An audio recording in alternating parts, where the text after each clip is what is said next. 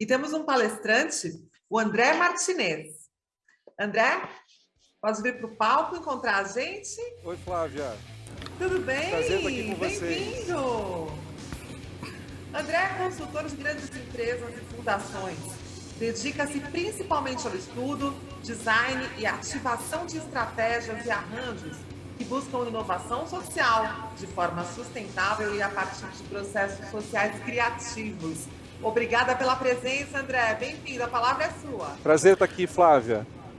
Queria, antes de mais nada, agradecer a possibilidade de estar aqui falando com vocês. Esse seminário, a ideia desse festival é maravilhosa, muito oportuna. André tem pele clara, é calvo, usa camiseta preta e calça jeans, aproximadamente 40 anos de idade. Toda a diferença hoje no nosso jeito de viver, no nosso dia a dia. Queria agradecer muito a Cristina Carvalho Pinto por ter me chamado para esse encontro. É bastante desafiador, porque eu vou falar de temas bastante complexos e preciso falar de temas bastante complexos em 45 minutos, sendo que essa é a primeira vez que eu faço uma palestra fora de casa desde o início da pandemia, então eu estou bem destreinado, mas vamos lá. Eu queria voltar para lá atrás, no início da pandemia, lá por março de 2020. Eu lembro que eu estava retornando de uma viagem em Belo Horizonte, e tive que fazer uma escala em Confins, e eu abri o meu celular e comecei a ler todas as notícias possíveis sobre a questão da pandemia e senti, puxa, o bicho vai pegar, vou voltar agora para São Paulo, chego em casa e não saio mais, é isolamento social. Mas isso, chegando em casa, enfim, acompanhando nas redes, por algum motivo, eu senti muita necessidade de alguma forma, lançar alguma luz nesse processo. Então, é uma coisa que eu não costumo fazer, mas eu entrava nas publicações, entrava nos posts, e tentava dizer para as pessoas, olha, fica em casa, entende o que está acontecendo, a gente precisa fazer alguma coisa para conter, não porque necessariamente esse vírus é difícil para você, mas porque você precisa fazer isso pelos outros, os hospitais podem colapsar, o sistema público de saúde. E numa dessas conversas, eu não sei o que eu tinha postado, e alguém fez esse comentário aqui. Quem defende isolamento não entendeu que as pessoas precisam trabalhar para sobreviver. E esse cara fez esse comentário e estava sendo bombardeado. As pessoas estavam chamando ele de bolsominion, negacionista, que era um absurdo, que na verdade era importante que as pessoas conseguissem ficar em casa para se proteger. Eu fiquei profundamente incomodado com isso e imediatamente eu quis interferir. Mas parei, assim, a emoção que eu estava sentindo era, puxa, o cara negacionista está aqui comprometendo um post que eu estou colocando com toda a atenção para tentar chamar a atenção por uma questão que é super importante e o cara vem com essa interferência. Fui lá e respondi. Olha, com todo respeito, minha intenção não é desqualificar a sua opinião. Posso fazer uma pergunta para tentar entender o seu ponto de vista? Você concorda que a contaminação pelo coronavírus cresce de forma exponencial e que se não fizermos quarentena, o sistema hospitalar pode colapsar? E o José, nome fictício, respondeu, não discordo, mas durante o carnaval já não se falava nisso. Estranho, né? O que eu fiz quando eu tentei fazer essa interferência aqui? Primeiro eu tive que parar, porque a minha emoção era, olha, José, cai fora, bicho. Então eu precisei me colocar numa tentativa de conversar com esse cara para tentar acessar um lugar onde a gente pudesse fazer algum tipo de troca e sair daquele fluxo que estava estabelecido naquela conversa. E olha, eu estava emocionalmente muito mais dentro do padrão das pessoas que estavam conversando com ele do que propriamente querendo fazer essa conversa. Mas isso foi um exercício. Então o que eu tenho aqui? E aí eu começo a frase com todo respeito, minha intenção não é desqualificar a tua opinião.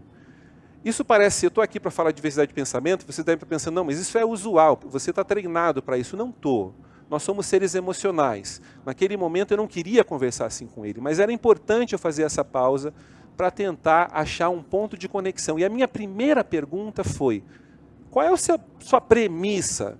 Você acredita realmente que o coronavírus pode gerar algum dano para as pessoas? Você acredita que realmente os hospitais, o sistema de saúde pode colapsar? Porque se ele não me respondesse essa pergunta com uma concordância com o que eu estava colocando, eu não ia ter muito o que conversar. Mas ele respondeu que sim. E aí a gente foi à frente nessa conversa. Pois é complexo essa coisa de que durante o carnaval não se falava nisso. ainda não tem opinião sobre essa questão, mas você não tem medo de que algumas pessoas que você ama alguma pessoa que você ama possa ficar doente e morrer de Covid? Ou seja, eu tento levar essa conversa para um lugar, olha, eu não vou entrar nessa discussão se deveríamos ter feito isolamento no carnaval, isso não me diz respeito. O que me diz respeito é o que podemos fazer a partir de agora, e eu pergunto, você concorda comigo? Você tem esse mesmo medo que eu tenho? Eu tentei entrar num lugar de uma identificação de uma emoção com essa pessoa. E ele disse, claro que tenho, mas também tenho receio de ficar sem trabalho e não poder alimentar a família. Conheço pessoas muito pobres que já estão passando dificuldades e então a economia precisa funcionar. E eu coloquei, realmente é uma situação desesperadora, fico angustiado também. Mas em que medida, mas sem medidas sanitárias rigorosas, muita gente vai morrer, concorda? E ele respondeu, sim, é por isso que eu defendo o isolamento vertical, isolar apenas os grupos de risco para manter a economia funcionando. E eu respondo, entendo a sua preocupação, apenas não acredito que seja possível um isolamento vertical no contexto brasileiro, até penso que para mim funcionaria. Eu sou do grupo de risco, mas trabalho à distância, tenho recursos para me manter distanciado de outras pessoas. Como seria para você? E ele responde, eu trabalho como motorista de Uber, mas estou mais exposto, minha mãe e minha sogra estão isoladas por serem idosas. Já pensou uma família na favela, José? 10 pessoas morando em 1, 2 peças? Eu trabalho com projetos sociais, conheço bem essa realidade e é por isso que defendo o isolamento horizontal e também porque é o único amparado por pesquisas científicas. Ele diz, concordo com você que seja complicado, que Deus nos ilumine e guarde. E eu respondo, e eu concordo com você que não adianta se proteger da Covid e morrer de fome ou depressão. O governo tem que fazer sua parte e garantir o auxílio emergencial. Ele responde, obrigado pela conversa, foi a primeira pessoa que me tratou com educação. Vou pensar os seus argumentos. É uma conversa absolutamente simples, não tem nada demais aqui. Existe só uma tentativa consciente minha de interferir e estabelecer uma conversa com essa pessoa, uma conversa que, aliás, nem foi além do lugar que está aqui. Simplesmente chegamos num ponto em que concordávamos e queríamos pensar nos argumentos mútuos. Ao lado do nome de André, a logo do evento, que é a digital multicolorida de um polegar. Para ilustrar que, na verdade, não se trata de convencer alguém, mas se trata de estabelecer uma conexão. Eu não controlo o que José pensa, as opiniões dele, e não cabe a ele controlar as minhas, mas eu posso tentar encontrar algum ponto que nos conecta e algum jeito de encarar essa situação amparado nos 2 jeitos de ver a situação. Isso só é possível se eu conseguir estabelecer uma conexão com ele. Eu queria convidar vocês a explorar isso aqui um pouquinho melhor. Vamos lá. Eu tenho aqui um objeto que representa o torus. O torus é o padrão universal da energia, se está dando para captar pela câmera, é um padrão universal da energia no nosso universo. Imagina que aqui no centro você tem o planeta Terra e você tem linhas de indução eletromagnética que saem de um polo para o outro. Mas eu posso olhar também esse padrão e compreender, por exemplo, como os celtas compreendiam esse padrão na árvore da vida. Imaginar que essa árvore está gerando vida no mundo e ela é gerada do mundo, do universo a partir dessa vida. Eu posso compreender que a minha relação no mundo é uma relação onde eu crio o mundo ao mesmo tempo que sou criado por esse mundo. Eu posso, inspirado por essa forma, pensar que ela representa o equilíbrio possível entre a minha intervenção no mundo, a forma como nós estamos aqui juntos e o que emerge desse encontro, e ao mesmo tempo como esse espaço que nós compartilhamos nos faz nesse encontro. Por que eu trago isso? Porque esse torus, essa imagem, ela só é possível porque existem 2 polos. Do ponto de vista eletromagnético, você vai ter as ondas de indução que vão do polo norte, que fica embaixo, para o polo sul, que fica em cima, inverso em relação aos polos geográficos. O que acontece? Toda a dinâmica de vida na Terra e no universo, ela é organizada a partir desse fluxo que acontece entre os 2 polos. Isso significa que separar os polos é separar a possibilidade da produção de vida. Os polos são criativos. Não os polos, o que acontece entre os polos é criativo. Se eu não tenho o outro polo, eu não tenho o entre, mas a vida se dá justamente nesse entre. É nesse entre que as coisas acontecem. Nós vivemos hoje um momento de uma polarização absoluta, nós temos emoções amplificadas, porque estamos todos sujeitos a algoritmos que nos conectam na sociedade, nas mídias sociais, e essas emoções elas se transformam em narrativas, se transformam em conversas, e essas narrativas e conversas elas afirmam posições. Então nós nos colocamos cada vez mais em posições que são afirmadas, que nos colocam em lugares, e se eu estou nesse lugar eu não posso estar no outro lugar. Se eu estou no lugar que acredita no isolamento social, segundo essa lógica, eu não posso estar no lugar que acredita que nós temos que trabalhar para sobreviver.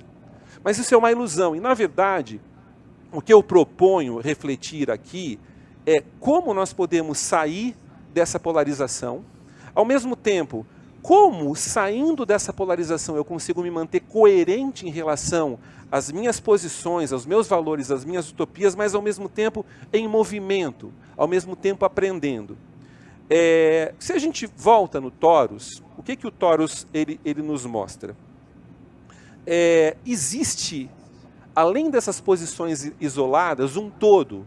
O David Bohm, o físico americano, britânico, naturalizado brasileiro, esteve aqui na USP na década de 40, ele colocava que o universo é formado por padrões de harmonia e beleza, ou seja, se eu abrir esse zoom e pegar todo o universo, por mais que a minha observação ao horizonte, ela só veja caos, no final das contas, nessa abertura de tempo e espaço, eu vou estar vendo algum tipo de harmonia. Então, para eu acessar essa harmonia, o que eu preciso fazer é abrir esse zoom e tentar enxergar um pouco mais, tentar me relacionar com essa possibilidade. E também eu preciso compreender que na medida em que eu observo esse todo, eu abro um espaço para a criatividade. Não é possível eu criar fixo em um lugar. Para que eu crie, eu preciso estar, de alguma forma, em movimento. Os polos criam. Então eu queria mudar um pouquinho esse enfoque, a gente sair de um lugar de uma doença da polarização. O que é essa doença da polarização? É um lugar onde nós temos posições rígidas, separadas, fechadas, exclusivas, onde nós lacramos. E por sermos assim, por estarmos assim nessa situação, ou uma coisa ou outra, nós perdemos o movimento e perdemos o todo.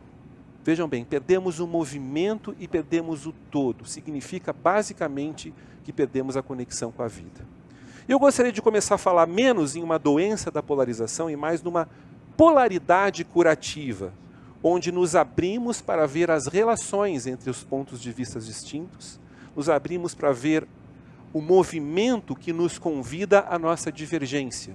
Esse movimento tem a ver tanto com nos encontrarmos no meio do caminho, se for possível, talvez não seja possível, mas talvez eu encontrar aquele outro que eu abomino e que está no outro lado, dentro de mim mesmo, e entender que esse todo não é simplesmente as partes juntas, mas é o todo nas partes. E se eu não gosto da posição daquela pessoa, porque não concordo com ela, ou ela me agride, ou acho que ele é um fascista, enfim, significa que algo disto há em mim. Se eu desenvolvo essa capacidade, se eu me coloco nessa possibilidade de reconhecer que o padrão do outro está em mim, de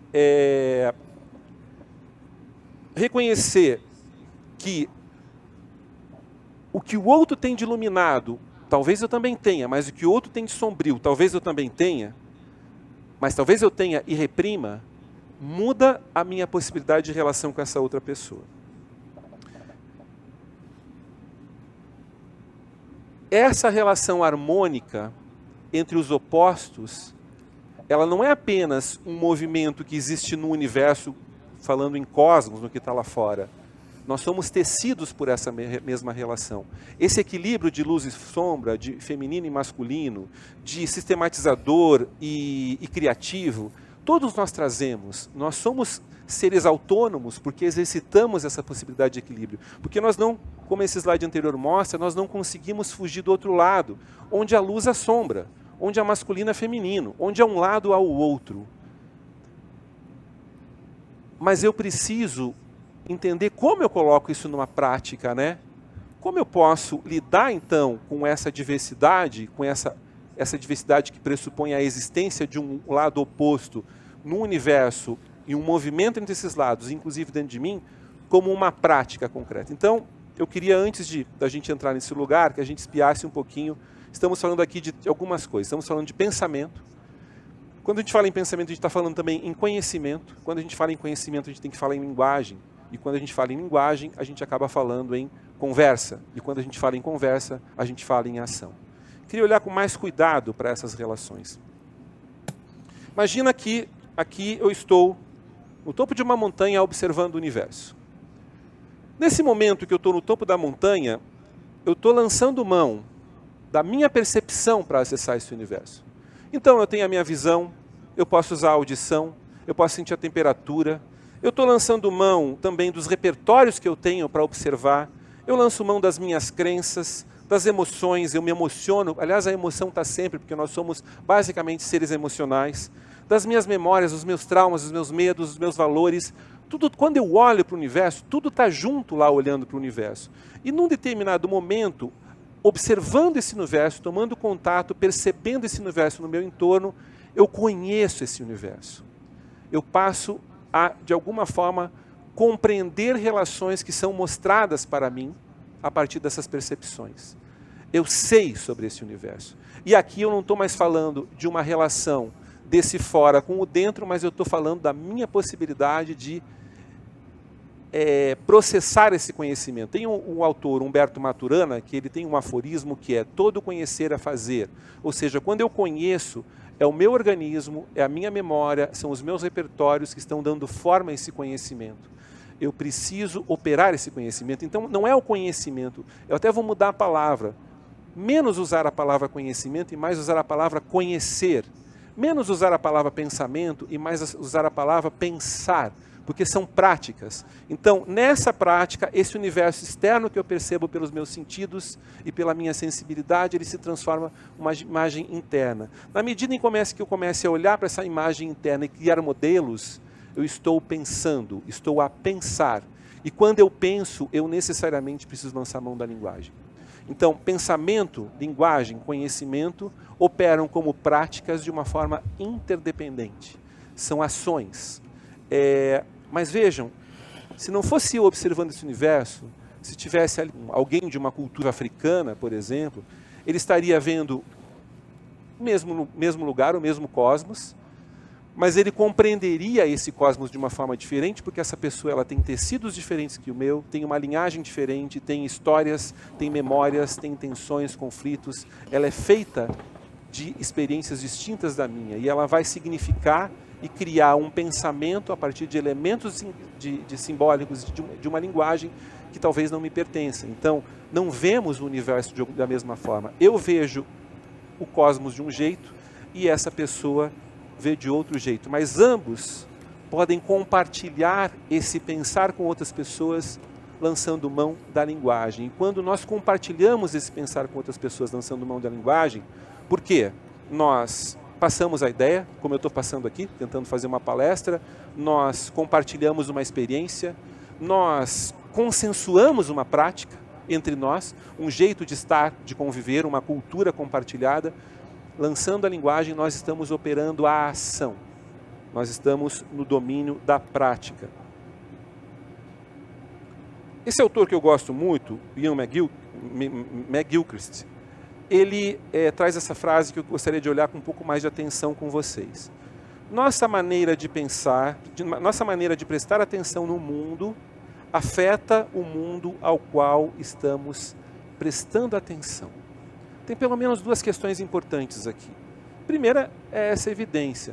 Na medida que eu presto atenção, eu penso.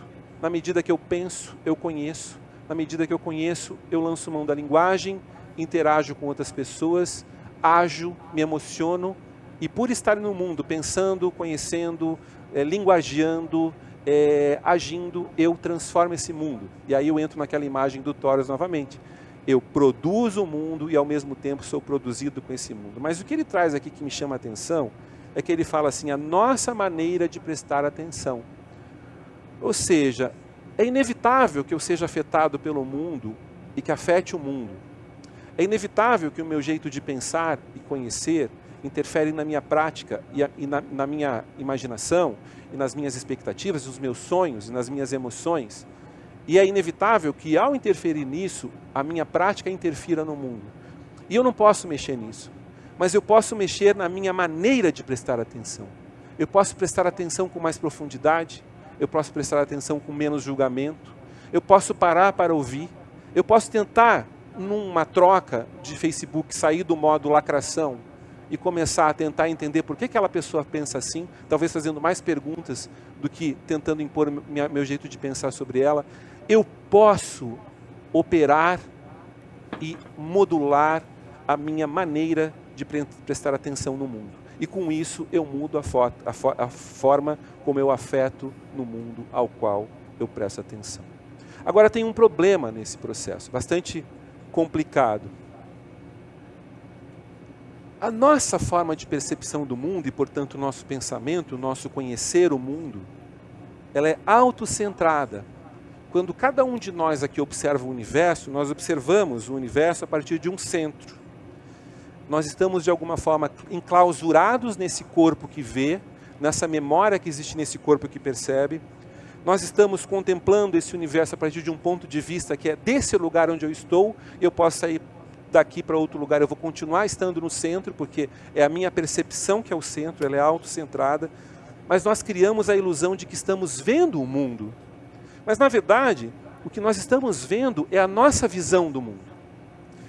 O mundo é muito além do que a minha visão do mundo, porque o meu pensamento é autocentrado. Quando eu saio desse centro, eu percebo que a realidade não é algo objetivo. Não existe um mundo concreto ao meu redor. Essa realidade que a gente assumiu como uma coisa dada, que aqui estava antes da gente chegar, ela é co-criada na medida em que pensamos juntos, convivemos, nos emocionamos, conhecemos juntos, trocamos os nossos conhecimentos, emoções e pensamentos pela linguagem e vamos formando essa percepção, essa sensação de realidade como se fosse uma coisa, mas na verdade ela é construída por bilhões de pontos de vista, bilhões de formas de perceber o mundo.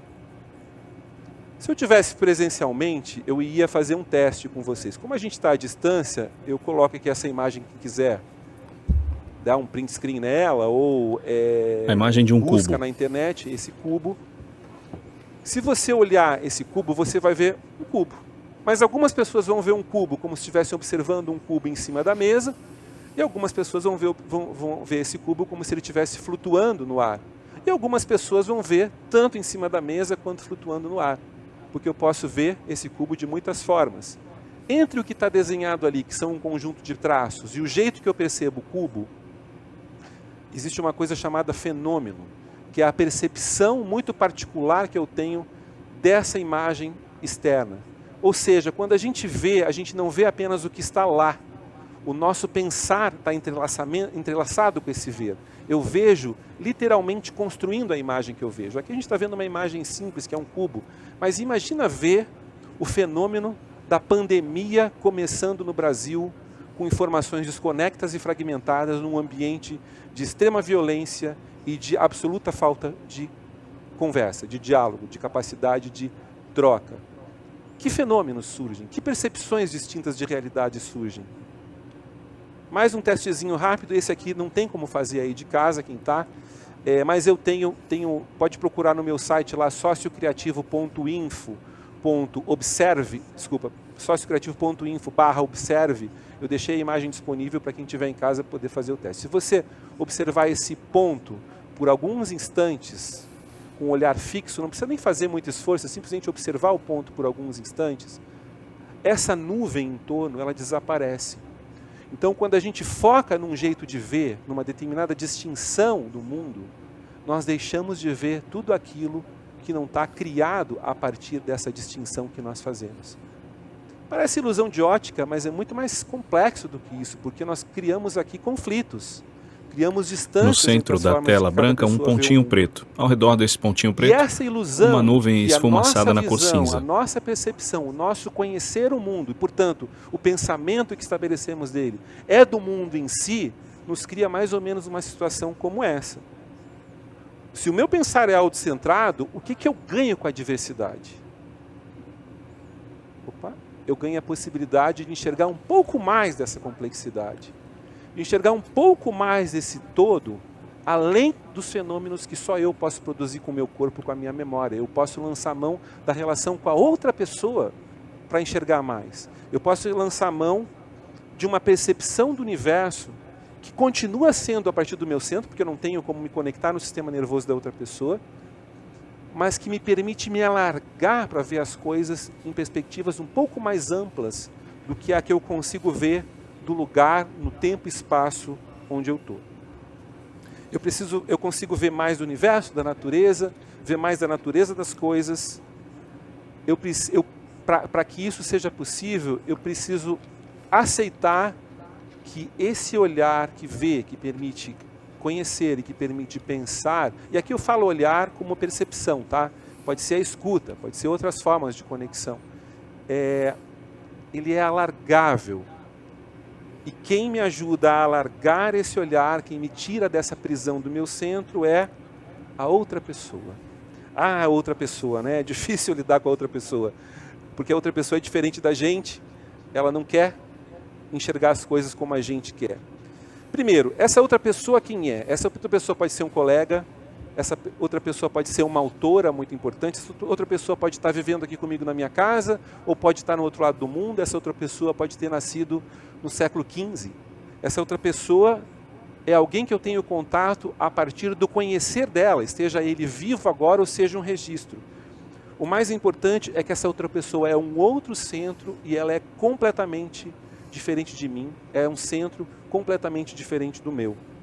Mas ao mesmo tempo, essa outra pessoa, por ser pessoa e por viver nesse universo, ela tem a mesma matéria, ela é tecida do mesmo tecido que eu. Nós compartilhamos os mesmos princípios físicos, compartilhamos as mesmas dinâmicas orgânicas, somos todos baseados em princípios de carbono, nós compartilhamos a mesma cultura, a mesma história.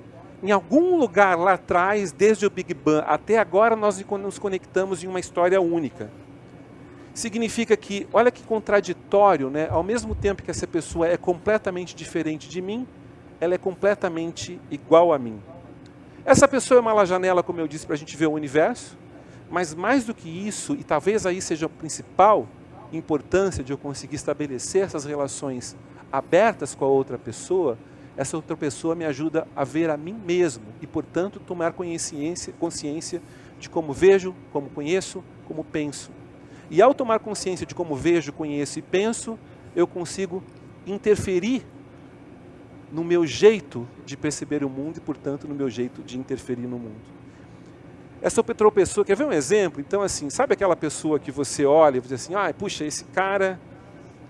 Alguém que você bota o olho e tem um conjunto de comportamentos que você simplesmente abomina. É bem provável que você justamente abomina esses comportamentos porque fazem parte de um lado sombrio seu onde existem. Então, sabe aquele cara que é radicalmente homofóbico? Sospeitoso, né? Porque é um jeito de negar algo que existe em si mesmo. Então, quando eu abomino alguma coisa do outro, se você for em Jung, você vai encontrar um pouco disso, é porque eu talvez esteja lidando com alguma sombra minha. Portanto, aquilo que eu abomino do outro está em mim. Ao mesmo tempo, talvez eu me apaixone por pessoas que tenham características que eu reprimi e, portanto, são tão apaixonantes nessa outra pessoa. Então, ao ver o outro, eu vejo a mim mesmo. E o outro é capaz de me olhar e me mostrar coisas que talvez eu não enxergue ou talvez eu não queira enxergar, porque estão nesses espaços sombrios. Então, essa relação com a outra pessoa, ela, antes de tudo, é uma oportunidade de autoconhecimento. Mas assim, vamos lá. Para que eu consiga acessar essa outra pessoa, eu preciso compreender e aceitar, e isso vai totalmente contra a minha programação. Primeiro, vamos lá. Primeiro, que essa outra pessoa, como eu já falei, ela conhece o universo a partir do seu próprio centro. Ela vê coisas que eu não vejo, ela sente coisas que eu não sinto, ela teve experiências que eu não tive, ela sente dores que eu não tenho, ela vive perrengues que são diferentes do meu, ela vive uma outra experiência. Eu preciso compreender, aceitar, entender isso, levar isso a sério. Mas eu também preciso entender, justamente por esse motivo, que quando eu mando uma mensagem para essa outra pessoa, essa mensagem não chega como eu quero que ela chegue. Ela depende muito mais do jeito que essa pessoa recebe essa mensagem, conhece essa mensagem a partir da sua experiência, do seu jeito de compreender o mundo, a partir do seu centro. Então, a comunicação, e eu estou falando em comunicação porque a gente está falando em pensamento, e pensamento envolve essa troca, a diversidade de pensamento só faz sentido porque nos comunicamos. A comunicação, ela depende menos da mensagem do que da forma como eu me relaciono com a outra pessoa com a qual eu estou me comunicando. E é por isso que eu fico aqui absolutamente desconfortável como facilitador de estar falando para câmeras, mas é o processo de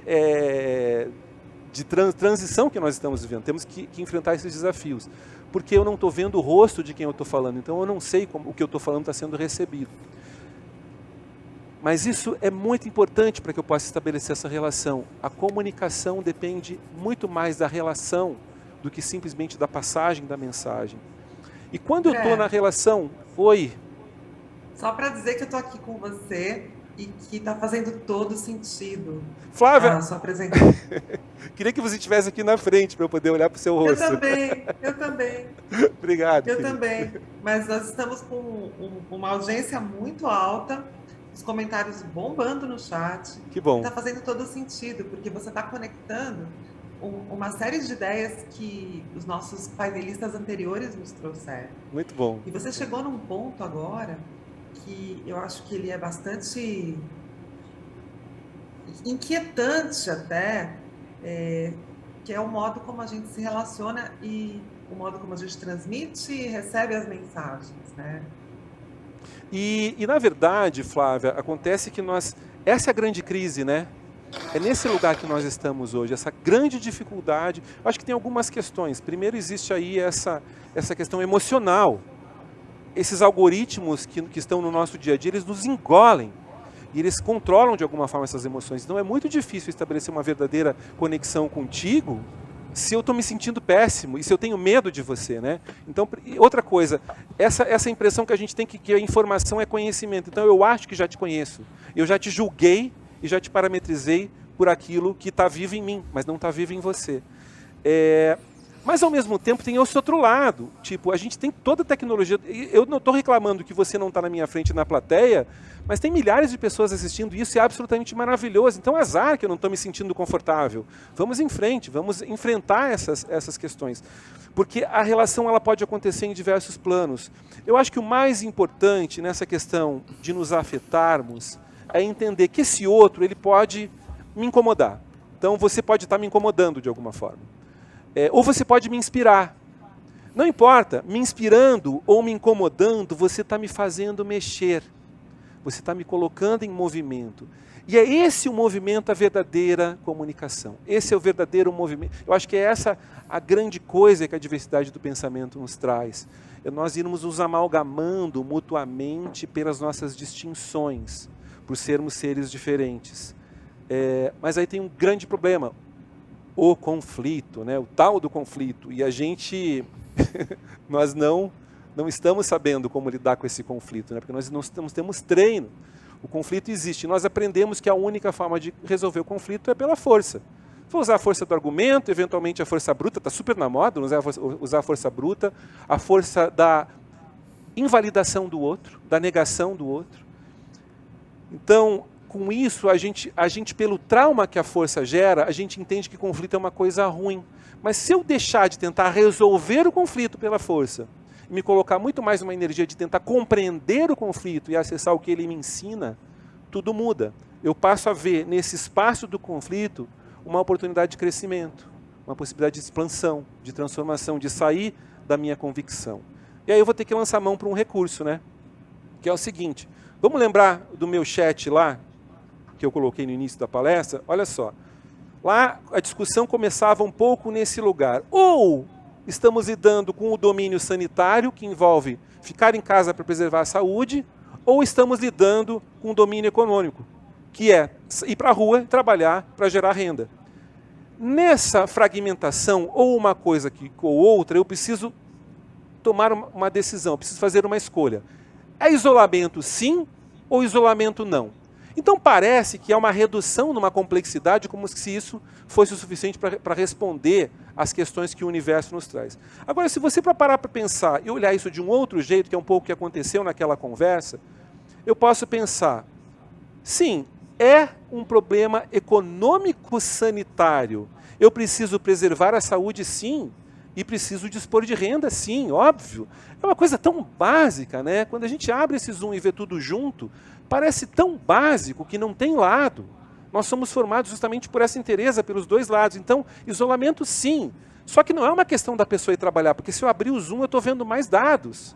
É uma questão dessa pessoa que não pode trabalhar nesse momento, porque tem que ficar em isolamento, ela ter um auxílio, ela ter alguma condição de ficar em casa sem morrer de fome. E aí, porque a gente tem uma coisa chamada Estado para nos garantir essa possibilidade. Então vejam, existe aqui um convite para tentar buscar relações mutuamente inclusivas, é uma coisa e também é outra. O que você está sentindo aí, José, eu também sinto.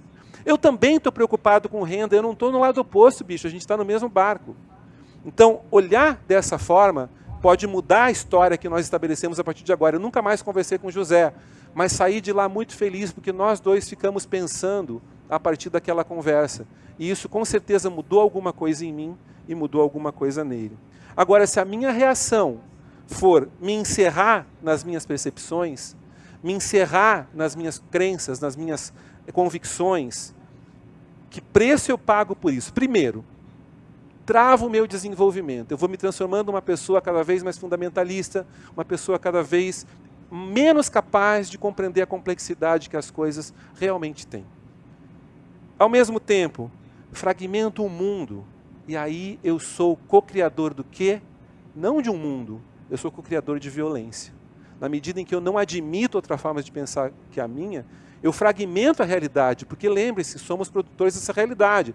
Aquela pessoa que eu abomino, ela vai continuar existindo. Então, para eu eliminar ela, eu vou ter que eliminar literalmente. Eu vou ter que, porque a gente nas redes é fácil, né? O algoritmo é uma solução. Dá o bloco, nunca mais vê aquela pessoa. Na vida real não funciona assim. Nós compartilhamos o mesmo ambiente. Eu preciso que aquela pessoa use máscara para conter o vírus e para que o vírus não sofra suas mutações e que a gente saia dessa pandemia. Por mais que eu odeie ela, eu preciso dela.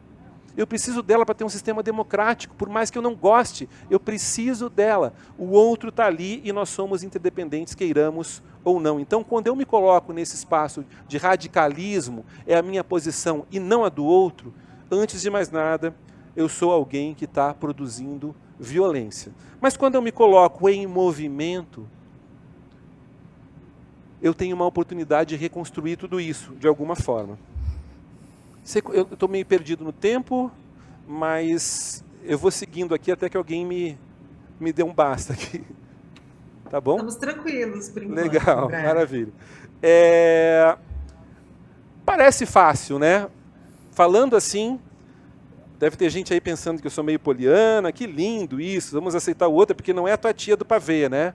Aí é fácil aceitar, quando não é alguém que eu tenho que encarar aqui frente a frente, fica fácil. Vamos lá, eu trouxe alguns desafios, vamos dizer assim. Gente, eu estou trazendo coisas aqui que são uma colagem de vários autores, mas também coisas muito empíricas minhas. E a minha intenção não é cobrir o assunto como um todo, mas provocar uma reflexão. A gente tem um conceito que eu gosto muito, que é o crime de inocência. É de uma feminista, uma pesquisadora de relações afro-americanas, a Barbara Christian, uma mulher negra. E ela traz essa ideia, o crime de inocência. O que é o crime de inocência? Negligenciar, saber ou se recusar a conhecer a realidade de uma outra pessoa. Porque se eu reconhecer de fato a realidade daquela outra pessoa, eu tenho que colocar a minha em questionamento. E o crime de inocência é um crime doce, ele não é um crime, você não percebe que ele está sendo violento. Quer ver um exemplo? Assim, gente, não existe racismo no Brasil.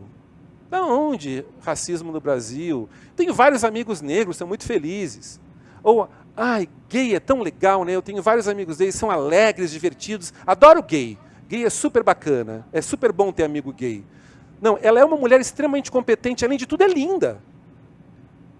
Crime de inocência é não se colocar na realidade daquela outra vida que está ali e levar a sério as questões que ela tem que enfrentar, porque se eu me colocar nesse lugar, eu vou ter que revisar os meus privilégios de homem branco, que tem condição de não estar naquele lugar.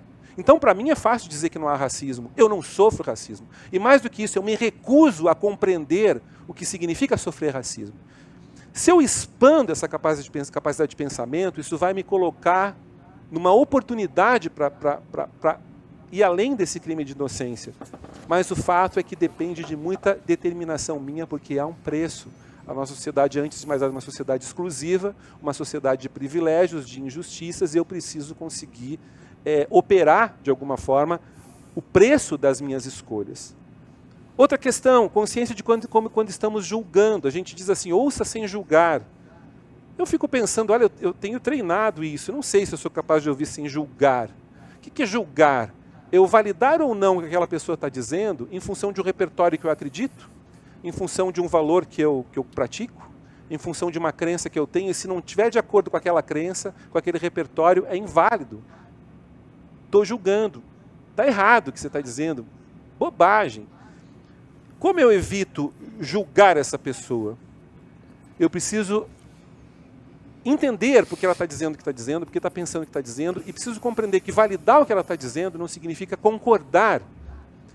Eu valido o que você está dizendo, eu respeito, eu compreendo o que você está dizendo, mas eu discordo inteiramente. Vamos juntar a minha compreensão com a minha discordância, com a sua compreensão da minha discordância, e ver o que dá quando a gente junta essas percepções todas. Vamos tentar iluminar a caverna como um todo. É preciso ter consciência que a premissa que cada um de nós usa, não importa qual seja, e não importa se você é mestre de capoeira ou doutor em alguma coisa, se o teu conhecimento é atávico, ou se você tem uma profusão de produção científica, as premissas são sempre parciais. Nunca serão suficientes para a gente compreender a complexidade que as coisas realmente têm. Então, assim, um pouco de humildade. Essa humildade nos ajuda a sair desse centro. A diversidade de pensamento, como eu falei, ela nos ajuda a compreender, né? Então, esse compreendere. Vejam bem, eu não estou usando a palavra solucionar, eu estou usando a palavra compreender. Compreendere do latim, pegar por completo. Eu preciso sair desse vício de querer solucionar as coisas de qualquer jeito e me colocar num tempo que o diálogo com o outro permite, que a diversidade de pensamento permite, que é o tempo da compreensão. A compreensão talvez me mostre que as soluções que eu estou lançando mão são equivocadas, porque os problemas André Martinez, ao lado do nome, a logo do evento, eu não me preocupei em entender o tudo, a digital multicolorida de um polegar. Para ver realmente o que está ali. Então existe aí um lugar dessa cura da polarização que passa pela abertura, que passa por essa desconfiança, por sair dessa identidade que eu tenho um pouco e me esvaziar e tentar ver um pouco o mundo por um outro prisma. E para fechar, para não ficar num tom assim, numa pegada poliana, puxa, a gente está aqui no meio de uma pandemia, sendo aqui oprimidos por um governo absolutamente estúpido e autoritário, violento, intelectualmente desonesto, enfim, iria passar o resto da tarde aqui falando das qualidades do governo que nós temos hoje no Brasil. O que eu faço com aquela pessoa que vem e impõe a sua posição nazista contra mim? Impõe sua homofobia, o seu racismo, o seu sexismo. O que eu faço com essa pessoa que fala uma coisa que eu abomino? Eu devo validar isso? Confesso que eu ainda não tenho a resposta para isso. Estou me esforçando para tentar aprender isso, mas eu lanço mão nesse momento do paradoxo do Karl Popper, né? Quer dizer, eu devo ser tolerante com tudo, com todos, desde que essa outra pessoa não seja intolerante. Eu só não posso ser tolerante com a intolerância. Eu só não posso ser tolerante com o autoritarismo, porque ele me tira o espaço vital, e sem esse espaço vital não sou capaz de mais nada. Agora, ao mesmo tempo que eu consigo reconhecer esse padrão, e talvez aqui eu precise lançar a mão contraditoriamente de um julgamento, eu preciso sim ser capaz de refletir o que tornou a pessoa fundamentalista, fascista, o que seja. Eu preciso tentar entender esse campo sistêmico onde nós dois estamos inseridos. Eu preciso reconhecer que talvez eu também seja potencialmente... Isso eu vejo diariamente, né? Pessoas que têm atitudes contraditórias. Então, você quer combater fake news publicando fake news. Você quer combater o machismo querendo ser violento com os homens. Então, essa coisa de se transformar naquilo que você quer combater, a gente tem que tomar cuidado com isso. Então, entender que existe um campo sistêmico, entender que existe algo acontecendo que é maior do que a gente, e tentar compreender o que está acontecendo com aquela outra pessoa, e tentar buscar formas alternativas de aproximação, de diálogo, de pensamento, que talvez tirem essa pessoa dessa ilusão de centralidade do mundo. Eu acredito fortemente que realmente esse jeito de você lidar com a outra pessoa, ele é realmente uma janela para que a gente tenha acesso para essa diversidade de pensamento e principalmente um antídoto para os autoritarismos, para os fascismos, para toda sorte de violência e exclusão que nós vivemos hoje. Acho que é mais ou menos esse recado que eu tinha para passar, Flávia. André,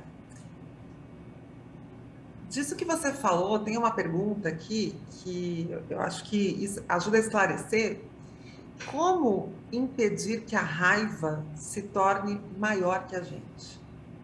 A gente está num momento de raiva retroalimentada, né? E as pessoas estão o tempo todo atacando para se defender e sempre com a premissa de que estamos numa guerra ideológica. Esse combate, ele deixa de ser construtivo quando a raiva se torna maior. E a pergunta aqui é: como impedir que a raiva se torne maior que a gente? Flávia, eu queria que tivesse um manual para isso, né? Infelizmente não tem. Eu vou dizer como funciona comigo.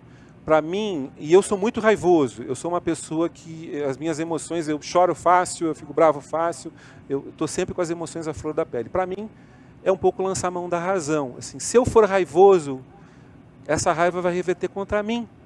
É ver a inutilidade dessa raiva, é tomar consciência de que eu querer destruir essa conversa com o outro, porque estou com raiva do outro, não me traz nenhuma oportunidade. Então, antes de mais nada, essa raiva é burra. Bom, a raiva eu não sei lidar, mas com a burrice eu sei bem. Então, ok, então apelido a raiva de burrice e aí está tudo resolvido. Mas é um pouco assim que eu faço. Muito bom, muito bom. André Martinez, quanta lucidez. Obrigada. A gente está precisando tanto disso nesse momento, né? De se olhar. E eu acho que você trouxe um ponto muito importante, né? O quanto nós estamos identificando no outro aquilo em nós mesmos, ou que nos incomoda, ou que a gente não é capaz de assumir. Boa reflexão. Obrigado. Foi um prazer estar aqui com vocês. Esse momento. Um super prazer. Quanta generosidade, viu, por trazer todo esse conteúdo e compartilhar com a gente, tá com a gente. Muito, muito obrigada. Saúde. Obrigado, igualmente. Obrigado, pessoal.